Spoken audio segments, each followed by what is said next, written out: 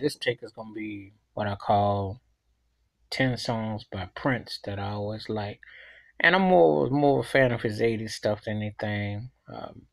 Thought he was a better live performer as time went on, but from a musical standpoint, I was more into his '80s things. But I'm gonna give 10 songs of his that I've always dug and that what they were. Obviously, I'm gonna start with, for me, the real anthem of his. There's a couple of them that come to mind, but I'm gonna say dance music, sex, romance. I thought the synth funk and the grooves was on point. I always thought that was like his biographical song because that's what he represented. He was like had that freedom and that attitude and that style and and the way he low key things, but he that was a song that always compliment what he was about. Really, that really captured his attitude. The next song that I think always captured Prince's attitude to me was "Controversy." I love the guitar work on that. That was one of the funkiest songs, and that was one of his songs that put out no matter what you thought, how you looked, etc., etc. That's how he was. That he was gonna be here to stay. That was like a statement. So I always thought that song represented him really well. And those two songs are like biographical and they had connotation. And that's what he was really his strongest, which gets lost in a lot of stuff when people talk about Prince, is that when he wrote something that he was expressing like another, and there was an agenda political, but you see, there was so many little coded things with him that he wouldn't get too black or he wouldn't get too this or that, but he would express enough where it was like, okay, he's saying something here, so you need to take heed to that. Take heed to that. The next song by Prince that I always thought that was tight was "Do Me Baby." I thought that was his first best slow jam. Probably to me his best slow jam overall. Um, all due respects to Adore and everything, but "Do Me Baby" was his rawest, his most earnest, honest, slow cut. He really put something on that, and singing and playing and see uh, that was really a highlight of what he was as an artist. You heard it, that rawness that was displayed right there. Next song is gonna be "When Doves Cry" because it had us again speaking from his heart and element, and the fact that he cut this track without a bass, synthesizer voice, and just the way he programmed and the way he put that thing down. He was very direct, and that's when he was his most the vulnerable, his honest.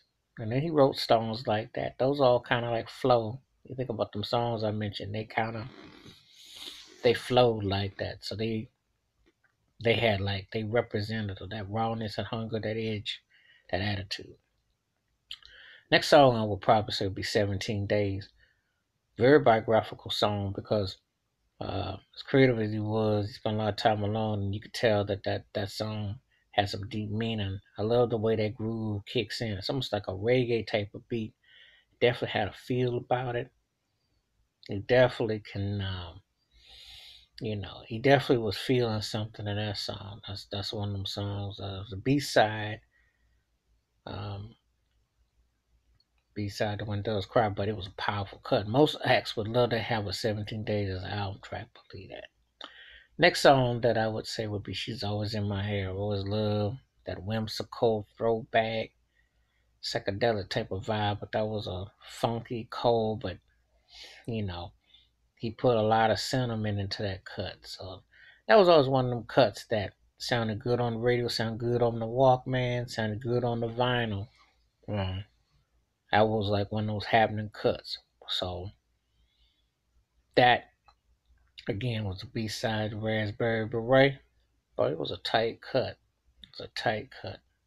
I always dug that cut. That's one of them.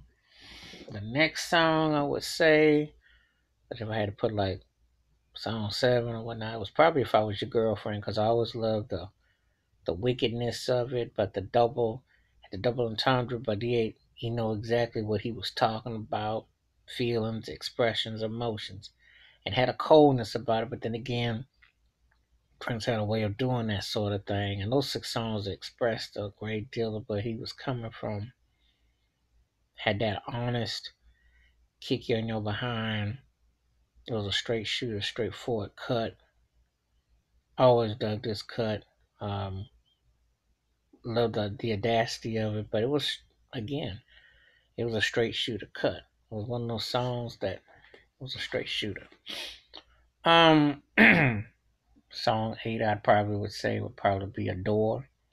Um, I always thought that that song was like his, like if he was, he was inspired by Luther Vandross and Patti LaBelle for a slow jam, but I always thought like that was like his take on Stevie Wonder's ass if he could, because he expressed himself to the woman of his life, who he was feeling. That's probably one of the most, it's close to Prince, like putting out his own matrimony song, if you will. And for me, it was a lot more.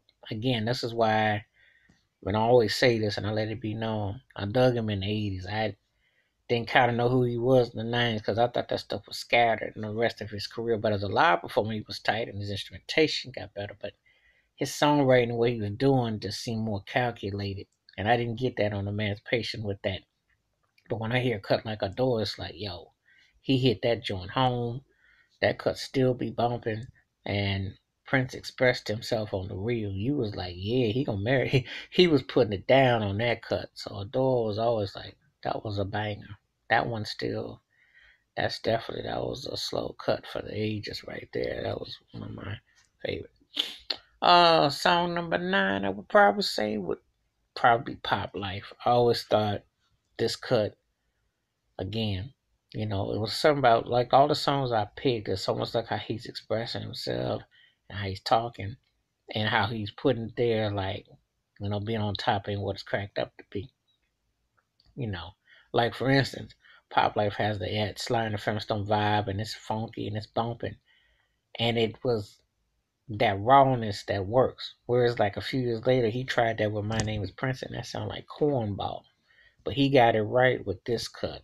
He definitely popped like some was right when he was peak on his peaks and prime and on top. But yeah, he was like, yo, this ain't cut out to be what you think it is.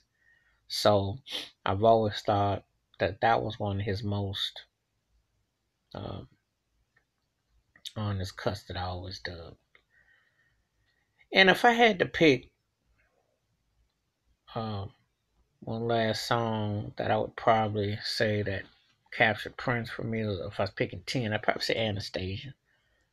I was hit and miss with that Love Sexy album. That was probably the start where I kind of like indifferent with his stuff. But that song always hit. I love the lyrics. I love the expression. I love the vulnerability. And I liked it when he was talking, expressing himself. I always thought that's what Prince was his strongest, when he had, he was dual personality was one thing, but he was also expressing himself and how he saw the world and how he was, how he was coming along into um, interpreting, you know. If I was gonna give one song as an honorable mention, it would be the original "Old Friends for Sale." I think that's one of his most honest songs ever. Love the original. Uh, Heard that joint on the bootleg long way back in the day. Yeah, I admit it, because I hadn't heard all his stuff on bootleg way back in the day, 30 years back. So, and I ain't all that cool. Um, Another honorable song I will give us one more mention will be "How Come You Don't Call Me Anymore," because that was raw. And to me, that's the best song that's not on this new piano and microphone album that's out. Because "How Come You Don't Call Me Anymore," and forget that old cornball uh, Tricks Are for Kids cereal box cornball mess that Alicia Keys made it sound like some old Vegas um, Bumblebee, whatever that was, Honey Applebee crap she put out. The original Prince version of "How Come You Don't Call Me Anymore," that one slay. That's the truth. That's where, like I said, if you want to hear real Prince back in the day, that rawness, those screams, that passion, that edge, that anger, that funk, that soul, that vulnerability, that old school stuff. So those are, I put 12 on this, 12 cuts, but those are the ones to take. Okay, so that's my Prince take. Feel free to leave comments. Hit that subscribe button. Peace.